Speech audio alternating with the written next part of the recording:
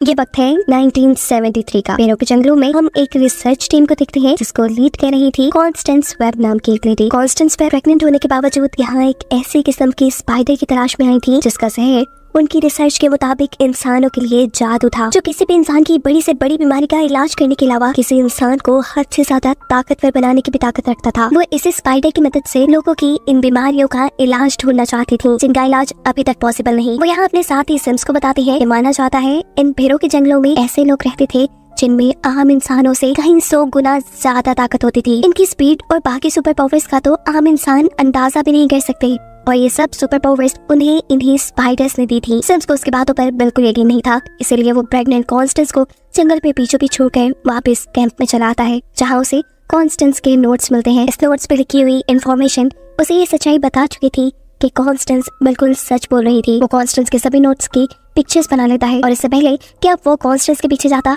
बहुत ही खुशी से चिल्लाती हुई कॉन्स्टेंस यहाँ आती है क्योंकि उसकी तलाश खत्म हो गई थी। उसे वो स्पाइडर मिल चुका था जिसका जहर किसी का भी इलाज कर सकता था। उसकी खुशी देखने वाली थी। वो एक्साइटेड होकर अपने टीम मेंबर्स को वो स्पाइडर दिखा रही थी कि तभी पीछे से सिम्स अपने ये टीम के 2 मेंबर्स को गोलियां मार के खत्म कर देता है। कॉन्स्टेंस को समझ नहीं आ रहा था कि सिम्स ने ऐसा क्यों किया। तभी सिम्स उसके सामने आता है और कहता है, ये जार शराफत से मेरा वाला कर दो। ये स्पाइडर सिर्फ मेरी है और इसका इस्तेमाल सिर्फ मैं ही करूंगा। वो लगातार कॉन्स्टेंस से स्पाइडर वाला जार छीनने की कोशिश में था। इस सारी लड़ाई में सिम्स के हाथ में मौजूद गन चल जाती है जिससे कॉन्स्टेंस अब जख्मी हो चुकी थी। ये सेल्फिश इंसान सिम्स ये भी ख्याल नहीं करता कि कॉन्स्टेंस जख्मी है और प्रेग्नेंट है। वो बस उसके हाथ से स्पाइडर वाला जार लेता है और उसे मरने के लिए यही अकेला छोड़कर वापस चला जाता है। कॉन्स्टेंस बिल्कुल मरने वाली थी और इस टाइम कॉन्स्टेंस की जान बचाने के लिए एंट्री करते हैं उसी ट्राइब के लोग जिसकी कहानी कॉन्स्टेंस सिम्स को सुना रही थी। कॉन्स्टेंस को उठाकर वो एक गार में बने तालाब में ले जा चुके थे। यहाँ वो एक स्पाइडर को उसे कटवा कर उसका इलाज करना चाहते थे, लेकिन कॉन्स्टेंस की हालत बिगड़ती जा रही थी क्योंकि अब वो वक्त भी आ गया था जब वो अपने बच्चे को जन्म देती। कॉन्स्टेंस के पास इस टाइम एक बेटी पैदा होती है जिसका नाम वो लोग केसी रखते हैं। केसी के पैदा होने के बाद कॉन्स्टेंस की हालत और भी बिगड़ चुकी थी। इस टाइम पर उस ट्राइब का लीडर जो अभी कॉन्स्टेंस का इलाज कर रहा है वो उससे वादा लेता है कि जब ये लड़की अपने सवालों के साथ यहाँ वापस आएगी तब तक मैं इसका इंतजार करूंगा। सीन्स अब यहीं से कट हो जाते हैं और हमें प्रेजेंट का यानी 30 साल बाद का वक्त दिखाया जाता है जहाँ पर केसी अब बड़ी हो चुकी है और वो पैरामेडिक के लिए काम करती है। इन लोगों का इमरजेंसी में इलाज करना उसकी जॉब है। इस इमरजेंसी वैन में उसका कलीग है बेन। बेन केसी को अपने भाई और उसकी वाइफ के बेबी शावर में इनवाइट करता है जिसके लिए केसी मान चुकी थी। ड्यूटी ऑफ होने पर केसी अपने घर आती है और हर रोज की तरह अपने बेड के नीचे से अपनी मॉम का सूटकेस निकालकर उनकी चीजें देखना शुरू कर देती है, उनकी रिसर्च नोट्स वगैरह। अभी वो ये सब देख रही थी कि तभी उसे बेन की इमरजेंसी कॉल आ जाती है। शहर में ब्रिज के पास एक बहुत बुरा एक्सीडेंट हुआ था। एक गाड़ी पुल से आधी नीचे लटकी हुई थी जिसमें एक आदमी फंस चुका था। केसी उस गाड़ी के अंदर जाकर बेन की मदद से उस आदमी की तो जान बचा लेती है, लेकिन बदकिस्मती से वो खुद इसी गाड़ी में लॉक हो चुकी थी और गाड़ी के डिसबैलेंस होते ही वो पानी में गिर जाती है। पानी के अंदर जाते ही उसकी आंखें खुली थी। उसे पहले ही मरतबा अपने इर्द गिर्द इतने सारे चिमकते हुए वेब्स देखे थे। ये वेब ऑफ लाइफ थे। ये वेब ऑफ लाइफ यहाँ केसी को उसका फ्यूचर दिखाते हैं। उसके अगले लम्हे में क्या होने वाला था केसी यहाँ देख चुकी थी। इससे पहले कि वो कुछ रिएक्ट करती, यहाँ अचानक उसकी आंख खुलती है और वो देखती है कि वो पानी से बाहर आ चुकी है। उसे रेस्क्यू करने वाला बेन था जो उसे बता रहा था कि तुम 3 मिनट तक पानी में रही हो केसी। अब वो केसी को चेक करता है और देखता है कि अचानक से केसी का ऑक्सीजन लेवल 79 से बढ़कर 89 पे चला गया है। यही चीज एक और मरतबा रिपीट होती है और केसी बेन से पूछती है, अभी तो तुमने मेरा ऑक्सीजन लेवल चेक किया था। लेकिन बेन ये सब पहली मरतबा कर रहा था और उससे पहले जो ये सब हुआ वो केसी ने अपने माइंड में देख लिया था। केसी को लगा कि ये सब उसका इल्यूजन है, इसीलिए वो उठ के यहाँ से चली जाती है। सीन कट होकर हमें अब सिम्स को दिखाया जाता है। सिम्स एक बहुत ही अमीर इंसान बन चुका है और वो आज एक सिक्योरिटी में काम करने वाली लेडी को अपने घर लेकर आया है। ये लोग यहाँ कुछ टाइम स्पेंड करने के बाद सो जाते हैं और सोते हुए सिम्स को एक ख्वाब आता है। वो देखता है कि 3 स्पाइडर सूट पहने हुए लड़कियां उससे उसके स्पाइडर को लेने के लिए लड़ रही है और ऐसा करते हुए वो उसे मार देती है। हाथ देखते ही सिम्स डर कर उठ गया। असल में वो स्पाइडर आज भी उसके पास थी। सिम्स ने क्योंकि उस स्पाइडर से अपने आप को कटवा लिया था, इसे ये फ्यूचर देखने की सुपर पावर्स सिम्स के पास भी आ चुकी थी। हर रात सिम्स को उसके फ्यूचर का इल्यूजन आता था कि किस तरह 3 लड़कियां आकर उसे मार देंगी। इसलिए सिम्स ये दिन आने से पहले ही उन तीनों लड़कियों को मरवाना चाहता है। ऐसे में काम आएगी उसके पास लेटी हुई वो सिक्योरिटी एजेंसी की एक लेडी, जिसे वो यहाँ झांसा देकर उसके नए बनाए सॉफ्टवेयर का कोड पूछ लेता है जिसकी मदद से किसी भी इंसान को उसके फेस के जरिए ढूंढा जा सकता था। कोड पता चलते ही वो इस लेडी का हाथ पकड़ के उसकी बॉडी में अपने अंदर का जहर इंजेक्ट करके उसे मार देता है। हम देखते हैं कि आज कैसे बेन के घर आई थी। यहाँ बेबी शॉवर चल रहा था और सभी लोग बैठे हुए बेबी जेंडर गेस कर रहे थे। उसी टाइम अचानक ही एक लड़की कहती है, चलो बेबी का जेंडर तो गेस करें। उसकी बात सुनकर केसी उसे कहती है, अभी तो ये हमने किया। केसी की ये बात सभी लोगों को अजीब लग रही थी। मतलब इस मरतबा भी उसने आने वाला पल पहले ही देख लिया था। इससे पहले कि वो यहाँ कुछ समझ पाती, उसे बेन एक इमरजेंसी के लिए बुला के यहाँ से ले जाता है। इमरजेंसी पे वो देखती है कि उसी की कोवर्कर का एक्सीडेंट हो गया है, जिसकी वो जान बचाने की कोशिश कर रही थी, लेकिन अगले ही पल उसे अपना वही कोवर्कर ट्रक की तरफ जाता हुआ दिखाई दे रहा था। वो उसे रोकने की भी कोशिश करती है, लेकिन कोवर्कर ट्रक में बैठ जाता है। लम्हा गुजरते ही उसके ट्रक का एक्सीडेंट होकर उसकी बिल्कुल वैसे ही मौत हो जाती है जैसे कैसी ने अभी कुछ देर पहले देखी थी। और इस वाक्य के बाद केसी समझ जाती है कि उसे ऊटपटांग की इल्यूजन्स नहीं आ रहे, बल्कि वो किसी वजह से फ्यूचर देख पा रही है। केसी उन लम्हों को पहले ही देख लेती है जो कुछ देर बाद होने वाले होते हैं। सीन के टॉक एसेंस को दिखाया जाता है, जो सिक्योरिटी सॉफ्टवेयर को अपनी हैकर के जरिए हैक करवा चुका था। इसी सिक्योरिटी सॉफ्टवेयर की मदद से उसे न्यूयॉर्क के हर सिक्योरिटी कैमरे का एक्सेस मिल जाता है और अपनी इन्हीं हैकर के जरिए वो इन तीनों लड़कियों की तस्वीर भी बनवा लेता है जो रोज उसके ख्वाब में आती थी। इन लड़कियों की एज देखते हुए सिम्स ये बात समझ चुका था कि अभी ये लड़कियां यंग है, इन्हें इनकी पॉवर नहीं मिली। सिम्स का ख्याल था कि इन्हें छोटी उम्र में ही पॉवर्स मिलने से पहले ही मार दिया जाए, ताकि पॉवर्स मिलने के बाद उसके लिए काम मुश्किल ना बन जाए। यहाँ अपने लिए की मौत पे परेशान केसी अपने घर पर थी। वो ओवन में अपना खाना गर्म कर रही थी, तभी अचानक वो देखती है कि एक कबूतर उड़ते हुए उसकी खिड़की से टकरा कर मर गया। वो ये सब देख रही थी कि अचानक ओवन की बीप बचने पर उसका ध्यान भटक जाता है। वो विंडो की तरफ दोबारा देखती है तो वहाँ ना तो कोई मरा हुआ कबूतर था और ना ही उसकी विंडो टूटी हुई थी। किसी कबूतर को देखने के लिए विंडो के पास जाकर विंडो खोल देती है और अगले ही पल सामने से उड़ता हुआ कबूतर आकर उसकी विंडो के आगे बैठ जाता है। केसी की विंडो खोलने की वजह से वो कबूतर मरने से बच गया था और इस वाक्य से केसी को ये बात समझ आ गई थी कि वो जो फ्यूचर देखती है वो उसे बदल भी सकती है। उसे अब ये रिग्रेट होने लगा था कि वो अपनी क्ले की मौत को रोक भी सकती थी, लेकिन वो ऐसा नहीं कर पाई। वो ये सारी चीजें बेन से शेयर करना चाहती थी, इसलिए वो घर से निकलकर मेट्रो स्टेशन आ जाती है, जहाँ हम दिख रही है कि सिम्स पहले से ही मौजूद है, क्योंकि सिम्स को उसकी हैकर ने बताया है कि वो तीनों लड़कियां जिसे सिम्स मारना चाहता है वो इस टाइम मेट्रो स्टेशन में है। यहाँ किसी भी जो इन तीनों लड़कियों की ट्रेन में बैठी हुई थी, वो इन तीनों लड़कियों का चेहरा देखते ही उनकी मौत देख लेती है। जो आदमी किसी के ख्याल में इन तीनों लड़कियों को मार रहा था, ये भी सिम्स उसे वो अब सामने वाले अपार्टमेंट से ट्रेन के इस अपार्टमेंट में आता हुआ भी देख लेती है। वो इन तीनों लड़कियों को जल्दी से यहाँ से उठाती है और ट्रेन से बाहर निकाल लेती है। बाहर निकलते ही लड़कियां तो उसकी बात समझ ही नहीं पा रही थी। वो ट्रेन के अंदर सिम्स को देखती है जो इन तीनों लड़कियों के ऊपर नजर रखे हुए था। किसी इन तीनों से कहती है जल्द ही तुम तीनों को इस स्टेशन से बाहर निकलना होगा, लेकिन ये तीनों उसकी एक नहीं सुनती और शोर कर करके लोगों को यहाँ बुलाना शुरू कर देती हैं। इससे पहले कि यहाँ कोई आता, कैसे इन तीनों को स्पाइडरमैन जैसा सूट पहने हुए आदमी को इनकी तरफ आता हुआ दिखाते हैं। वो आदमी तेजी से इन तीनों की तरफ बढ़ा था, इसलिए कैसी इन तीनों को लेकर एक ट्रेन के अंदर चढ़ जाती है और अब वो आदमी भी इस ट्रेन के ऊपर आ चुका था। इस आदमी से बचाने के लिए किसी इन तीनों को अब ट्रेन से निकाल कर ग्राउंड फ्लोर पर ले आई थी, लेकिन वो जानती थी कि वो आदमी अभी तक उनके पीछे है। वो इन तीनों को मेट्रो स्टेशन से बाहर ही ले जाने वाली थी कि पुलिस ऑफिसर्स उसे पकड़ लेते हैं। इतने में सिम्स, जिसने स्पाइडर का सूट पहना हुआ था, वो भी इन तीनों के ऊपर हमला करने के लिए आ जाता है। यहाँ पुलिस जब सिम्स को रोक रही थी, केसी मौके का फायदा उठाते हुए इन तीनों को ही इनकी जान बचाने के लिए लेकर इस मेट्रो स्टेशन से बाहर आ जाती है। केसी बाहर आते ही एक टैक्सी चुराती है ताकि तेजी से ही वो इन तीनों को साथ में की पहुंच से दूर कर सके। फाइनली ये लोग सिम्स से तो काफी दूर आ चुके थे, लेकिन खतरा पूरी तरह टला था या नहीं ये बात अभी इन्हें मालूम नहीं थी। केसी इन तीनों से इनके नाम पूछती है और बातों ही बातों में किसी को ये मालूम होता है कि अभी तीनों लड़कियों के ही पेरेंट्स इस शहर में नहीं है। वो लोग ये बातें कर रहे थे कि तभी रेडियो पे लगी हुई न्यूज उनका ध्यान भटका देती है, जहाँ बताया जा रहा था कि 3 लड़कियों को किडनैप करने वाली लेडी की पहचान केसी वेब के नाम से हुई है। यानी अब इनके पीछे सिम्स के साथ साथ पुलिस भी लग चुकी थी और इस सारी सिचुएशन से बचने के लिए केसी अब तीनों ही लड़कियों को लेकर करीब पेरू के जंगलों में आ जाती है। जंगल में क्योंकि कोई कैमरास नहीं लगे हुए थे, इसीलिए सिम्स की हैकर भी इन तीनों की लोकेशन नहीं देख पाती और ना ही पुलिस केसी की लोकेशन। जंगल में आने पर बातें करते हुए इन्हें पता चलता है कि ये तीनों लड़कियां कभी ना कभी केसी से मिली थी। ये तीनों इस टाइम सवाल करके केसी को मार देती हैं कि आखिर तो हमें यहाँ लेकर क्यों आई। तब केसी इन्हें बताती है कि मुझे फ्यूचर दिखता है और मैंने फ्यूचर में तुम्हारी मौत तो साथ में यहाँ तो देख ली थी। उसके बाद कहते ही मेडी नाम की लड़की हंसने लगी थी, लेकिन मेडी की हंसी को सारे इग्नोर कर देते हैं और जूलिया कहती है वो आदमी किसी स्पाइडर की तरह छत पे चल रहा था। उसके इसी जुमले ने किसी का दिमाग ठनका दिया था। किसी को अब अपनी मॉम के नोट्स में लिखी हुई चीजें याद आने लगी थी, इसलिए वो इन तीनों से कहती है मैं 3 घंटे में वापस आ जाऊंगी, लेकिन 3 घंटे तक तुम तीनों यहाँ से हिलने की कोशिश भी मत करना। वो फौरन अपने घर जाकर अपने मॉम के नोट्स खोलती है। इस डायरी में उस स्पाइडर ट्राइब के लोगों के बारे में लिखा था जिन्हें हम पास्ट में देख चुके हैं। ये लोग दीवारों और छतों पे चलने के साथ साथ फ्यूचर देखने की भी ताकत रखते थे। फ्यूचर तो किसी को भी नजर आ रहा था, इसलिए वो दीवार पे चढ़ने की कोशिश करती है ये जांचने के लिए कि कहीं वो भी तो स्पाइडर ट्राइब से तो नहीं, लेकिन वो इस चीज में नाकाम हो जाती है। इस सूटकेस में किसी को उसकी मॉम के साथ सिम्स का फोटो नजर आ जाता है और वो यहाँ सिम्स को पहचान भी गई थी कि वही आदमी है जो इन तीनों लड़कियों को मारना चाह रहा था।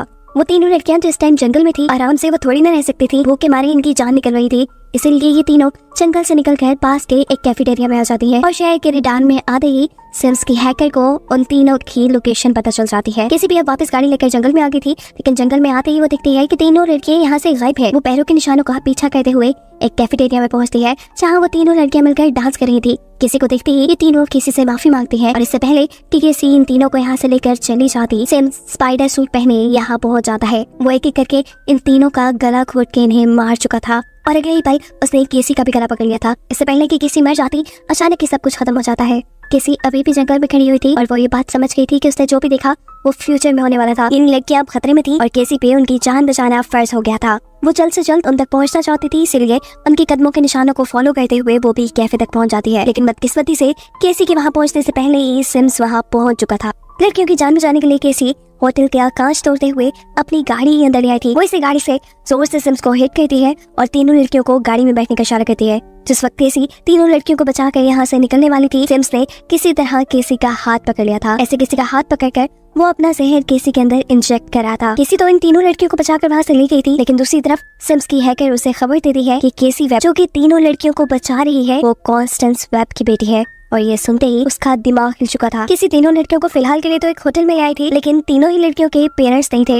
वो इतनी बड़ी जिम्मेदारी खुद भी नहीं ले सकती थी, इसलिए वो तीनों लड़कियों को पुलिस स्टेशन छोड़ने का फैसला करती है। लेकिन इसमें भी एक प्रॉब्लम था। आनिया इलीगली न्यूयॉर्क में रह रही थी। उसके डैड को यहाँ की गवर्नमेंट पहले ही डिपोर्ट कर चुकी थी और अगर पुलिस को पता चला कि आनिया यहाँ है तो आनिया को भी डिपोर्ट कर दिया जाएगा। मजबूरन केसी उन्हें इस होटल में रुकने की ही इजाजत दे देती है और खुद इन तीनों के सो जाने के बाद जाती है उसी कैफे में जहाँ सिम्स ने उस पर हमला किया था। उसके यहाँ आते ही लोकेशन ट्रेस करते हुए सिम्स भी यहाँ जाता है। सिम्स केसी को अपने बारे में बताता है और कहता है कि मेरा नाम सिम्स है। मैं उन तीनों लड़कियों को इसलिए मारना चाहता हूँ क्योंकि आने वाले वक्त में उन लड़कियों के पास सुपर पावर्स होंगी और सुपर पावर्स मिलते ही वो मुझे मार देंगी। मैं बस अपनी जान बचाने के लिए उनके पास सुपर पावर्स आने से पहले उन्हें मार देना चाहता हूँ। खिलाफ सुनते ही अचानक किसी की आँख खुल जाती है और हमें पता चलता है कि इस मरतबा भी ये सब कुछ केसी अपने ख्वाब में दिख रही थी। वो किसी होटल में नहीं गई थी, वो बल्कि इन तीनों लड़कियों के साथ यही बेड पे सोई हुई थी। सुबह होने पर केसी अब इन्हें सिम्स के बारे में बताती है कि आखिर क्यों वो इन तीनों के पीछे पड़ा था। केसी कहती है कि तुम तीनों को बहुत बचकर एक साथ रहना होगा। तुम तीनों जब तक एक साथ रहोगी तब तक बची रहोगी। वो आदमी बहुत अजीब है। वो अपने हाथ से जहर इंजेक्ट करने की ताकत रखता है। वो जितनी देर तक तुम्हारे जिस्म के किसी भी हिस्से को पकड़ कर रखेगा, अपना जहर तुम्हारे अंदर इंजेक्ट करता रहेगा। जहर के इंजेक्ट होते ही तुम्हारी धड़कनें रुकना शुरू हो जाएंगी और अगर कभी ऐसी सिचुएशन आ भी जाए तो तुम तीनों अपने साथियों को बचा सकते हो सीपीआर देकर। इसीलिए केसी इन्हें सबसे पहले सीपीआर देना सिखाती है और सीपीआर के साथ साथ वो यहाँ मुश्किल वक्त में काम आने वाली कई और भी ट्रेनिंग दे चुकी थी। आसान लफ्जों में वो सिम्स से मुकाबला करने के लिए इन्हें तैयार कर रही थी। केसी अब इन तीनों लड़कियों से कहती है कि सिम्स के पास जितने भी सुपर पावर्स है उनके बारे में मेरी मॉम की रिसर्च डायरी में लिखा हुआ है। अब सिम्स के बारे में और मालूमात लेने के लिए मुझे पेरू के जंगलों में जाना होगा। मेरे पीछे तुम तीनों अपना बहुत ख्याल रखना और एक साथ रहना। ये कहकर वो यहाँ से निकल जाती है। अपनी मॉम का सामान और पेरू के जंगलों का नक्शा लेते हुए वो अब जंगल के बीचों बीच पहुंच चुकी थी, जहाँ उसे मिलते हैं स्पाइडर ट्राइब के लीडर। वो उसे देखकर कहते हैं आखिर तुम अपने सवालों का जवाब मांगने आ ही गई। लीडर उसे गार में बने उस तालाब में ले आती है जहाँ केसी पैदा हुई थी और उसकी मॉम कॉन्स्टेंस की मौत हुई थी। इस जगह को देखते हुए केसी नाराज से लग रही थी। वो लीडर से कहती है पता नहीं क्यों मेरी मॉम ने इस जगह आने के लिए मेरी जान को खतरे में डाल दिया था। लीडर मुस्कुराते हैं और कहते हैं ये सारी कहानी जानने के लिए तो तुम्हें उस वक्त में जाना पड़ेगा जब तुम पैदा हुई थी। तुम्हारी कहानी तो तुम्हारे पैदा होने से पहले ही शुरू हो गई थी। लीडर अब किसी को एकदम से झटका देते हुए उसकी सोल को उसकी बॉडी से बाहर निकाल देते हैं। किसी की सोल वहाँ तालाब के पानी में गिर जाती है और उसके इर्द गिर्द वेब ऑफ लाइफ बन जाता है। ये वेब ऑफ लाइफ उसे उस वक्त मिल गया था जब उसकी मॉम यहाँ जंगलों में उस स्पाइडर को ढूंढने के लिए आई थी। वेब ऑफ लाइफ ने एक ही लम्बे में किसी को सब कुछ दिखा दिया था। कॉन्स्टेंस के स्पाइडर को ढूंढने से लेकर उसको गोली लगने, किसी के पैदा होने और कॉन्स्टेंस के मरने तक सब कुछ। ये सब देखकर केसी अभी अपनी कहानी नहीं समझ पाई थी, इसीलिए वेब ऑफ लाइफ उसे वक्त में थोड़ा और पीछे लेकर जाता है जब केसी की मॉम यानी कॉन्स्टेंस डॉक्टर से मिलने आई है। यहाँ डॉक्टर केसी की मॉम को बता रही थी कि केसी के पैदा होने से पहले ही उसे एक ऐसी बीमारी थी जिसका इस दुनिया में इलाज मुमकिन ही नहीं था। ऐसा भी हो सकता था कि केसी पैदा होते ही मर जाती और ज्यादा से ज्यादा लाइफ केसी की सिर्फ 6 माह तक की थी। इस खबर ने कॉन्स्टेंस को यानी केसी की मॉम को बहुत ही ज्यादा डिस्टर्ब कर दिया था और ये सच्चाई सुनने के बाद केसी रोने लग जाती है क्योंकि उसे समझ आ गया था कि आखिर क्यों उसकी मॉम उसके पैदा होने से ठीक पहले उन जंगलों में गई थी अपनी जान को खतरे में डालकर। आज से पहले तक वो कॉन्स्टेंस से यानी अपनी मॉम से बदगुमान रही कि उन्होंने अपने पैशन के लिए किसी को खतरे में डाल दिया, लेकिन ऐसा नहीं था। ये सोचते हुए ही अचानक उसकी सोल उसकी बॉडी में वापस आ जाती है। वो अभी तक शॉक में थी कि आखिर ये सब लीडर ने कैसे कर दिया। वो अच्छे सवाल भी कर लेती है, लेकिन लीडर बताते हैं कि ये सब मैंने नहीं बल्कि तुम्हारी पावर्स से किया है, वो पावर्स जिनका तुम्हें अब अंदाजा होने लगा है। जवाब में किसी कहती है मेरे पास तो सिर्फ फ्यूचर देखने की सुपर पावर है। लीडर बताते हैं नहीं, फ्यूचर देखना तो तुम्हारी सुपर पावर्स की शुरुआत है। तुम बहुत कुछ कर सकती हो। वेब ऑफ लाइफ के जरिए तुम एक टाइम में तीन जगह होकर 3 लोगों की एक साथ जान बचा सकती हो। सिर्फ यही नहीं, तुम्हारे पास फ्यूचर बदलने की भी ताकत है और ये पावर हर किसी को नहीं मिलती। लीडर बताते हैं तुम्हारी ये सभी सुपर पावर सब सामने आएंगी जब तुम किसी मुश्किल हालात का सामना करोगी। सीन्स कट होकर शहर में शिफ्ट होते हैं जहाँ सिम्स अभी तक उन लड़कियों के बारे में कुछ भी ना पता चल पाने पर बहुत ही ज्यादा गुस्से में है। पता चला है कि जाने से पहले केसी उन 3 लड़कियों को बेन के घर छोड़ गई थी। तीनों अभी तक केसी की बात मानते हुए बेन के घर से बाहर नहीं निकली थी, लेकिन आज बेन के ब्रदर की वाइफ के पास एक बेबी पैदा होने वाला था। उसकी हालत बहुत ज्यादा खराब हो रही थी। इंतजार करने का उनके पास वक्त नहीं था, इसलिए तीनों खुद उस औरत को लेकर हॉस्पिटल के लिए निकल जाती हैं और कैमरास के सामने आते ही उनकी लोकेशन का पता चल जाता है सिम्स को। अब केसी जो इस टाइम बेन के घर आई थी 3 लड़कियों को लेने के लिए, उसे यहाँ बेन के घर पे कोई नहीं मिलता, इसलिए वो पास में जाकर देखती है कि 3 लड़कियां तो बेन की सिस्टर इन लॉ को लेकर हॉस्पिटल गई हैं, जहाँ रास्ते में ही सिम्स उनके ऊपर हमला कर चुका था। उन तीनों की जान बचाने के लिए केसी यहाँ से एक एम्बुलेंस चुरा कर भागती है, जबकि दूसरी तरफ हम देखते हैं कि सिम्स की हैकर ने उस रोड के सारे सिग्नल्स ग्रीन कर दिए थे जिस रोड पे वो 3 लड़कियां थी। ऐसे उनका बुरी तरह एक्सीडेंट होते हुए बचता है। ये तीनों देखती हैं कि इस गाड़ी के बाहर सिम्स खड़ा था। सिम्स के हाथ में एक बम था, ये नहीं वो बम के जरिए उन 3 लड़कियों को मारना चाहता था। इससे पहले कि वो बम गिराकर उनकी गाड़ी को तबाह कर देता, सही वक्त पर केसी आकर उसे अपनी एम्बुलेंस से हिट कर देती है और इस तरह उसके हाथ में पकड़ा हुआ बम किसी और गाड़ी के नीचे जाकर फट जाता है। मौके का फायदा उठाते हुए केसी उन 3 लड़कियों को अपने साथ एम्बुलेंस में बिठा लेती है, जबकि मैन से उसके सिस्टर इन लॉ को हॉस्पिटल ले जाने को कहती है। सिम्स ये चीज देख चुका था कि वो 3 लड़कियां एम्बुलेंस में भाग रही है, इसीलिए वो एम्बुलेंस के ऊपर चढ़ जाता है। ये देखते हुए केसी पीछे आने से कहती है कि वहाँ इलेक्ट्रिक इम्पल्स मशीन होगी, उसे उठाकर छत पे लगा दो। उसके ऐसा करने से ऊपर खड़े हुए सिम्स को बुरी तरह करंट लगता है और वो उनकी एम्बुलेंस से नीचे गिर जाता है। किसी एम्बुलेंस को लेकर आगे चली जाती है, लेकिन एक अंडरपास के नीचे उनकी एम्बुलेंस रुक चुकी थी और अब अगले 5 मिनट में क्या क्या होने वाला था ये सब केसी अपने फ्यूचर देखने वाली सुपर पावर से पता चला लेती है। उसे लीडर की बातें याद आती है कि वो फ्यूचर भी बदल सकती है। यही सोचते हुए वो एम्बुलेंस का रेडियो यूज करती है और मेडिकल इमरजेंसी का बहाना करते हुए यही करीब एक बिल्डिंग के पास एक हेलीकॉप्टर बुलाती है। इस टाइम ये लोग फायर क्रैकर्स बनाने वाली एक फैक्ट्री के पास थे। केसी इन तीनों को लेकर उस फैक्ट्री के अंदर आ जाती है और यहाँ ये लोग सिम्स के लिए जाल बिछाना शुरू करते हैं। सिम्स जैसे ही उनके पीछे इस फैक्ट्री के अंदर आता है, उनके बिछाए फायर क्रैकर्स के जाल में फंस जाता है। एक के बाद एक वहाँ बहुत से फायर क्रैकर्स फटते हैं जो सिम्स का ध्यान अपनी तरफ लगा चुके थे।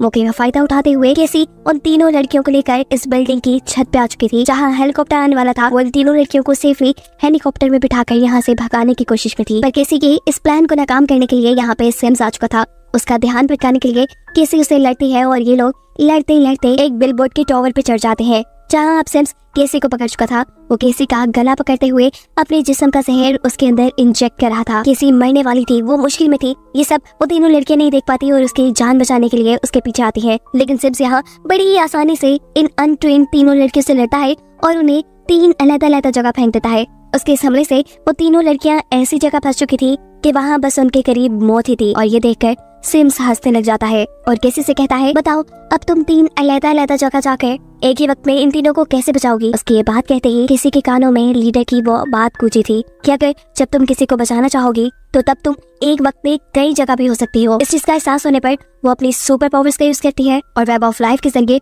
उसी के जैसी बहुत सी और केसी बनकर उन 3 लड़कियों को बचाने के लिए पहुंच जाती है। ये देखते हुए तो सिम्स भी परेशान हो चुका था। वो केसी को रोकने के लिए उसे एक पंच मारता है, पर केसी इस मर्तबा हार मानने वाली नहीं थी। वो आहिस्ता आहिस्ता सिम्स को उस जगह पर ले जाती है जहाँ फ्यूचर में उसने सिम्स की मौत देखी थी। उस जगह पहुंचते ही सिम्स के ऊपर एक बड़ा सा जाल गिर जाता है जिसमें वो फंस चुका था और उसके फौरन बाद उसके ऊपर एक बहुत बड़ा सा बिलबोर्ड गिरने पर उसकी मौत भी हो जाती है। फाइनली केसी ने उन 3 लड़कियों को बचा लिया था उनके दुश्मन को मारकर, लेकिन बुरा यह हुआ था कि बिलबोर्ड के गिरने की वजह से केसी खुद भी लड़खड़ाकर पानी में गिर चुकी थी। हम देखते हैं कि केसी की बॉडी से एक लाइट निकली है और अब वो पानी में डूबती जा रही थी। इस टाइम पर केसी को बचाने के लिए वो 3 लड़कियां पानी में जम कर देती हैं। मुश्किल से वो केसी को पानी से निकालकर बाहर लेके आती है तो देखती है कि उसको सांस आना भी बंद हो गया था।